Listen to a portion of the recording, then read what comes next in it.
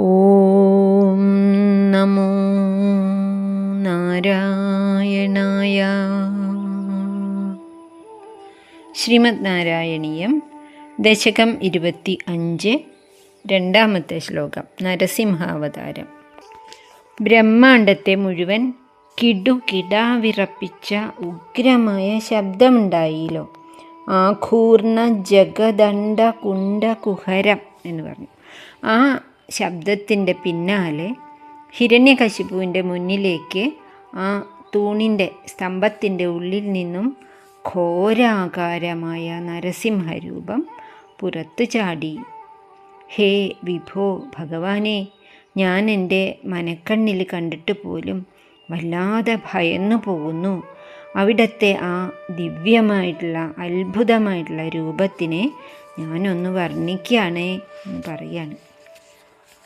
ഹിരണ്യകശിപുവിന് വാസ്തവത്തിൽ മനസ്സിലായില്ല, ഇതെന്താണ്, തൂണിലുണ്ടോ നിൻ്റെ ശക്തി എന്ന്, നിന്നെ സദാ സംരക്ഷിച്ചുകൊണ്ടിരിക്കുന്ന ആ ശക്തി തൂണിലുണ്ടോ എന്ന് ഞാൻ ചോദിച്ചു. അത് ശരിയാണ്, പക്ഷേ ആ രൂപമാണോ ഇത്? എന്നെ ഇങ്ങനെ ഭയപ്പെടുത്തുന്നത് എന്താണ്, ഇതെന്താണ് എന്ന് പേടിച്ചു വിറച്ച് ഹിരണ്യകശിപു നോക്കുമ്പോൾ ആ രൂപം ഇങ്ങനെ 4 ഭാഗത്തേക്കും വളരാൻ തുടങ്ങി. ശ്ലോകം.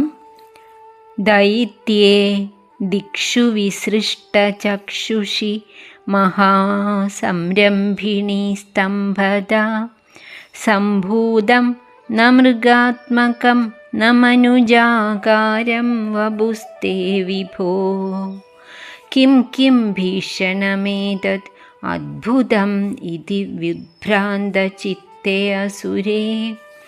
വിസ്ഫൂർജത് ധവളോഗ്രരോമവികസദ് വർഷ്മാ സമാജംബദ. ദൈത്യേ ദിക്ഷു വിസൃഷ്ട ചക്ഷുഷി.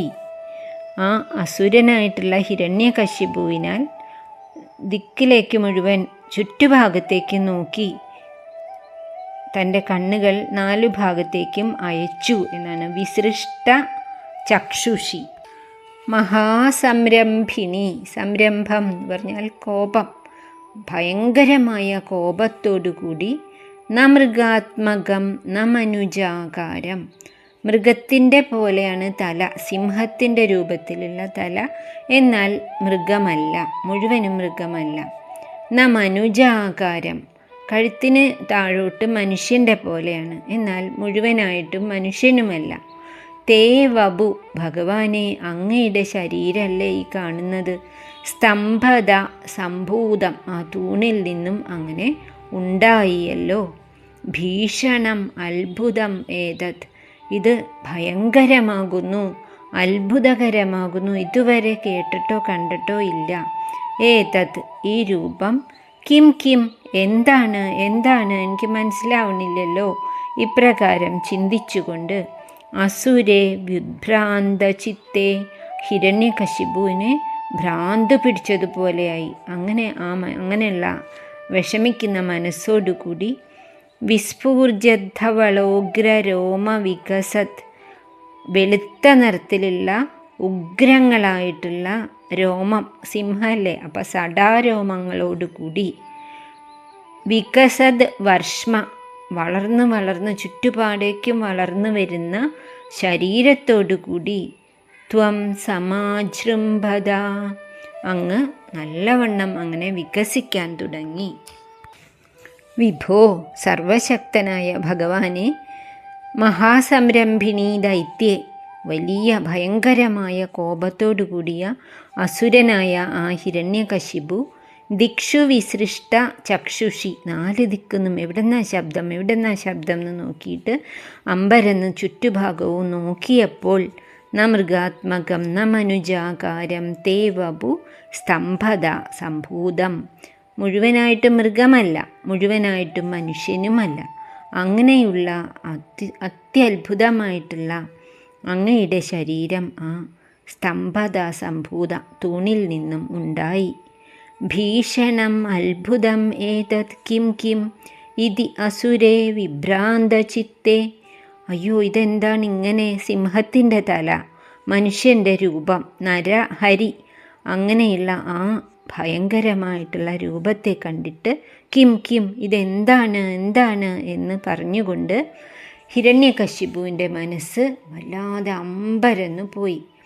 അപ്പോൾ വിസ്ഫൂർജത് ധവളോഗ്രരോമ വികസത് വർഷ്മ വികസിച്ചു വരുന്നതും വെളുത്ത അഗ്രത്തോടു കൂടിയതും ആയ ആ സടയോടുകൂടി തുറിച്ച കണ്ണ് ദേഷ്യപ്പെട്ട ഭാവത്തോടു കൂടി ആ ശരീരം അങ്ങനെ വളർന്നു. ചുറ്റുഭാഗത്തേക്കും ആകാശം തൊടുന്നത്ര ആ ദിവ്യമായിട്ടുള്ള രൂപം വളർന്നു വരുന്നത് ഹിരണ്യകശിപു കണ്ടു.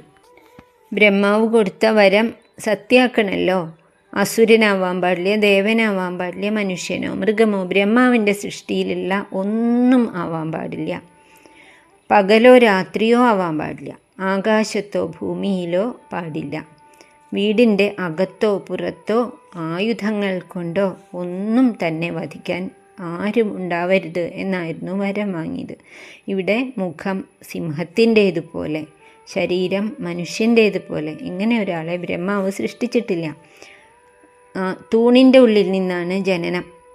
പിന്നെ അത് വളർന്ന് വളർന്ന് വിരാട് സ്വരൂപമായി തീർന്നു. അങ്ങനെ എവിടെ വെച്ചിട്ട് ഏതാ സമയം? സന്ധ്യാസമയമാണ്. രാത്രിയല്ല, പകലല്ല, നിലത്തല്ല, ആകാശത്തല്ല, ഉമ്മറപ്പടിയിൽ വെച്ചിട്ട് എന്നാണ്. ആയുധം കൊണ്ടൊന്നുമല്ല, നഖങ്ങൾ കൊണ്ടാണ്. അങ്ങനെ എല്ലാത്തിനെയും സത്യമാക്കുന്ന വിധത്തിൽ ഭഗവാന്റെ ഭക്തൻ്റെ വാക്ക്, എൻ്റെ ശക്തി അങ്ങയുടെ ശക്തി, സകല ജഗത്തിൻ്റെയും ശക്തി ഈ ലോകം മുഴുവനും നിറഞ്ഞു നിൽക്കുന്നു എന്ന ആ കാര്യം സത്യമാക്കാൻ പണ്ട് സനകാദികൾ ജയവിജയന്മാർക്ക് കൊടുത്ത ശാപമോക്ഷം, ഭഗവാൻ വരും നിനക്ക് ശാപമോക്ഷം തരും എന്ന് പറഞ്ഞ ആ വാക്ക് സത്യമാക്കാൻ, അതുപോലെ തന്നെ ഞാൻ എൻ്റെ ഭക്തൻ ഒരിക്കലും നശിക്കുന്നില്ല, നമ്മെ ഭക്ത പ്രണശ്യതി എന്ന തൻ്റെ വാഗ്ദാനം പാലിക്കുവാൻ, അങ്ങനെ നരസിംഹമായി ഭഗവാന്റെ അത്ഭുതകരമായിട്ടുള്ള അവതാരമാണ് ഇവിടെ സംഭവിക്കുന്നത്.